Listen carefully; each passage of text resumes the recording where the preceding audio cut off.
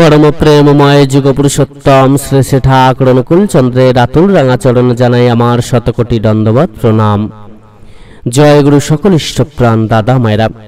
श्रावण मासेर द्वितीय बृहस्पतिबारे बाड़ी थेके दूर करे दिन এই একটি জিনিস, না হলে কিন্তু চরম বিপদ আপনার গৃহকে তছনছ করে দেবে। শ্রাবণ মাসের দ্বিতীয় বৃহস্পতিবারে একটি বিশেষ কর্ম যেটা কিন্তু আমাদের প্রত্যেকেরই পালন করতে হবে।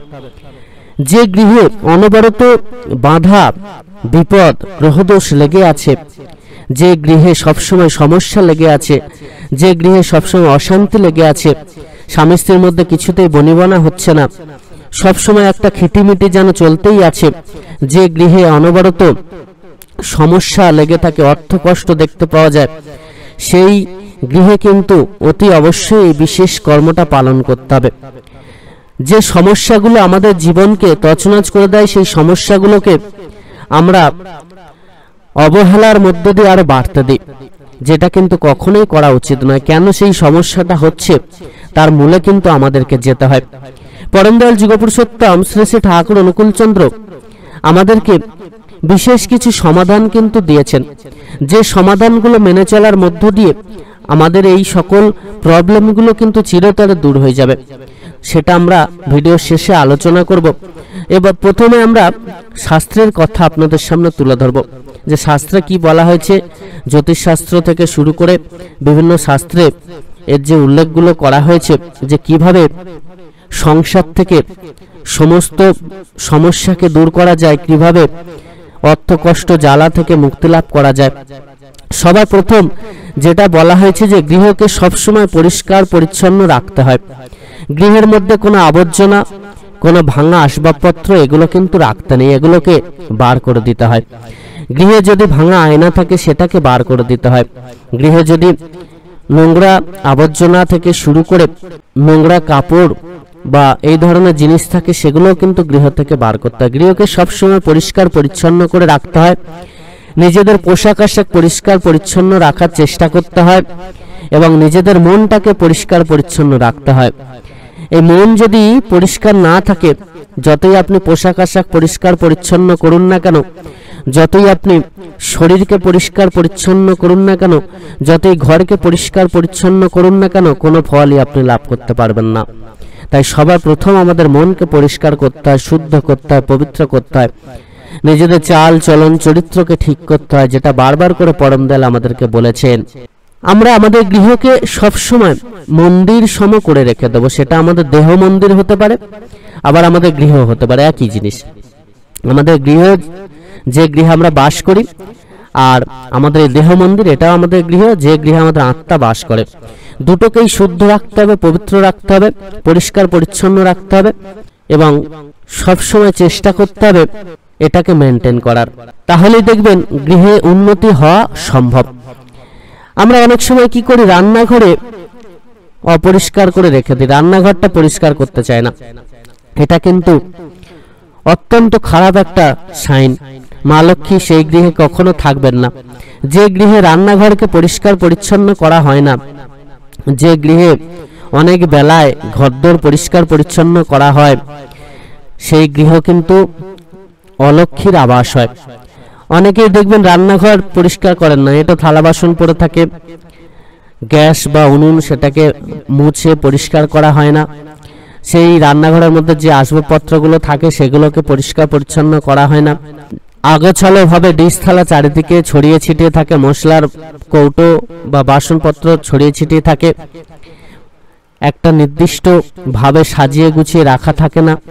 চালের পাত্র, ডালের পাত্র এগুলো সেখানে পড়ে থাকে, তাতে পা লাগে, এটা করেও কিন্তু গৃহের অমঙ্গল হয়। মা লক্ষ্মী সেই গৃহ থেকে চিরতরে দূরে চলে যান।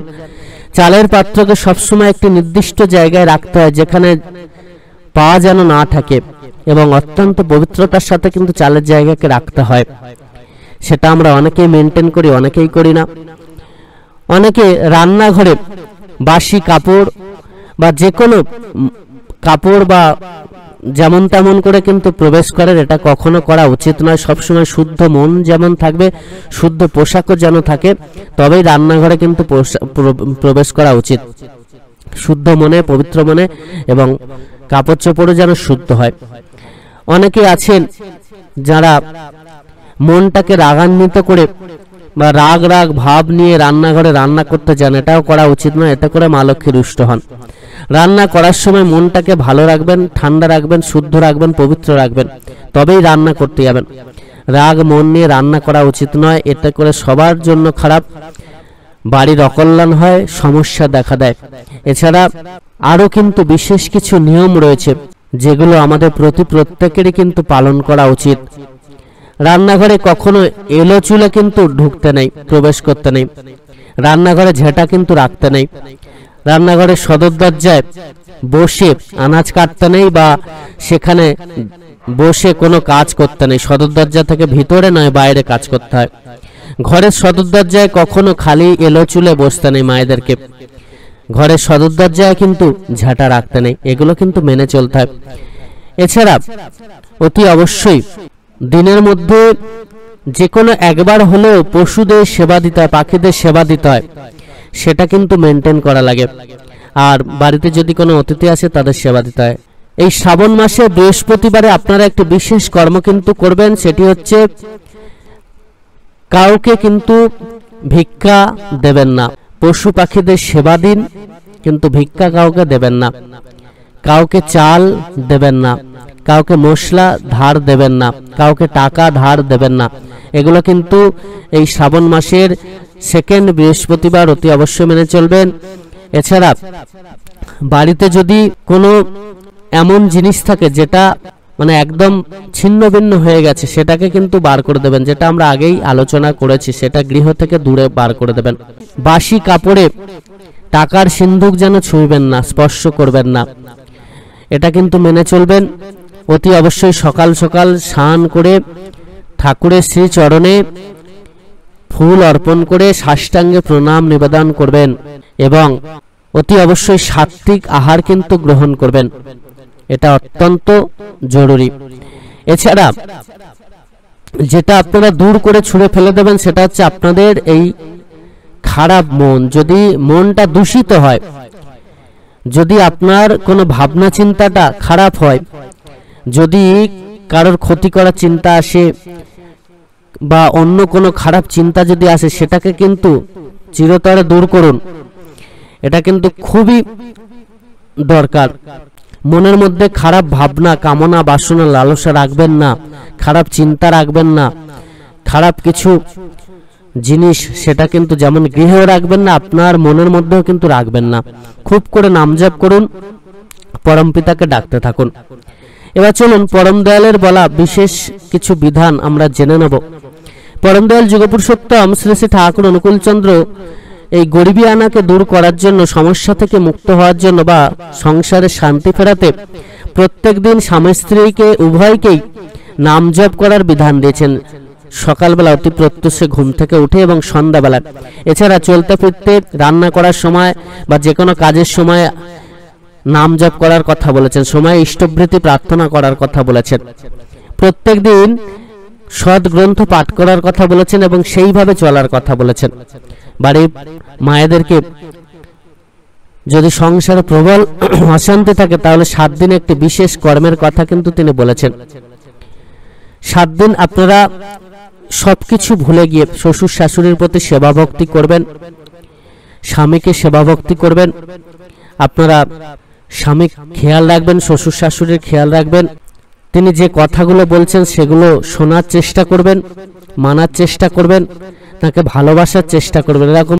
এছাড়া প্রত্যেক দিন যদি স্বামী স্ত্রী একসাথে নাম জপ, ইষ্টবৃত্তি প্রার্থনা করেন এবং অতি অবশ্যই ঠাকুরকে নিয়ে চলার চেষ্টা করেন, ঠাকুরের যে বই সেগুলো তিনি যে গ্রন্থ দিয়েছেন সেই গ্রন্থগুলো যদি নিত্য পাঠ করেন এবং সেই মতো করে যদি চলেন, মনটাকে যদি শুদ্ধ রাখেন, পবিত্র রাখেন, এছাড়া যদি সমস্ত কিছুকে ঠান্ডা মাথায় বোঝার চেষ্টা করেন, চাহিদাকে দূরে ঠেলে, কামনা বাসনা লালসা এগুলোকে দূরে ঠেলে যদি সৎভাবে শান্তিপূর্ণভাবে থাকার চেষ্টা করেন এবং ঠাকুরকে নিয়ে যদি চলেন, সবসময় নাম জপ করতে থাকেন, ঠাকুরের কথা যদি চিন্তা করতে থাকেন, ঠাকুরের বলা বিধানগুলো যদি মানার চেষ্টা করেন, 21 দিন এই নিয়মটা মেনে চলুন, দেখবেন সংসার থেকে অটোমেটিক্যালি এই সমস্ত সমস্যা দূর হয়ে যাবে। আপনার গৃহের উন্নতি হবেই হবে, অশান্তি চিরতরে দূর হবে এবং ঠাকুরের আশীর্বাদে আপনাদের প্রতি প্রত্যেকের জীবন কিন্তু সুন্দর সুমধুর হবে। শ্রী শ্রী ঠাকুর আমাদেরকে সঠিক চলনে চলার কথা বলেছেন। তিনি আমাদেরকে কথাবার্তা চালচলনকে ঠিক করার কথা বলেছেন। তিনি আমাদেরকে তার বলা বিধানগুলোকে মেনে চলার কথা বলেছেন। সেগুলো যদি আমরা মেনে চলতে পারি তাহলে কিন্তু গৃহে অশান্তি বলে কিছু থাকে না, গৃহে সমস্যা বলে কিছু থাকে না। গৃহের যত প্রকার এই যে তিনি নাম জপ করার কথা বলেছেন, ইষ্টবৃত্তি করার কথা বলেছেন, এগুলোর মধ্য দিয়ে কিন্তু সমস্ত সমস্যা চিরতরে দূর হয়ে যায়। এছাড়া নির্দিষ্ট চলনে চলার মধ্য দিয়ে আমাদের গৃহ থেকে অশান্তিও দূর হয়, উন্নতি কিন্তু অবাধে হতে থাকে। সকল ইষ্টপ্রাণ দাদা মায়েরা প্রত্যেক খুব ভালো থাকবেন। পরম দয়াল আপনাদের প্রত্যেকের মঙ্গল করুন। জয় গুরু বন্দে পুরুষোত্তমম।